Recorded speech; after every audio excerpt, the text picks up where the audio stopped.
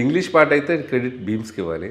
అంత అద్భుతంగా అసలు ఇంగ్లీష్ ఒరిజినల్ పాప్ సాంగ్ లాగే చేశాడు అది. మీరు ముందే రిలీజ్ చేస్తుంటే ఇంకా బాగా రీచ్ వచ్చిండేది. ఎందుకంటే అది రిపీట్ ఇప్పుడు బాగా ఎక్కుతుంది ఆ సాంగ్. అవును, చాలా చాలా బాగా చేశాడు ఆ పాట. అండ్ ఆ పాట పాడింది చిరంజీవి గారి సిస్టర్స్ డాటర్, మాధవి గారి వాళ్ళ పాప, చిరంజీవి గారి చెల్లెలు గారి అమ్మాయి. మేము షాక్ అయిపోయాం. అమ్మాయి పాప్ సింగింగ్లో కోర్స్ తీసుకొని now she is doing some musical course అనమాట.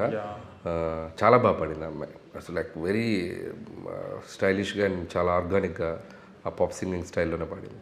So that is one highlight of the film. And folk song అన్నీ కవర్ చేసాం. ఇంకా చిరంజీవి గారితో ఏమేమి చేయాలో అన్నీ ఆల్మోస్ట్ అక్కడక్కడ చేసుకుంటూ వచ్చేసాం. సో మాంటేజ్ సాంగ్ అనగానే జనరల్గా తెలుగు పాట ఇస్తే చాలా మనకి రెగ్యులర్గా అనే ఫీలింగ్ వచ్చేది. ఇది కొంచెం ఇంగ్లీష్ ఇంగ్లీష్ అనేసరికి ఆయన మీద ఇంకా చాలా బాగుంది. పిల్లలు చిరంజీవి గారి మీద చాలా కొత్తగా ఉంది.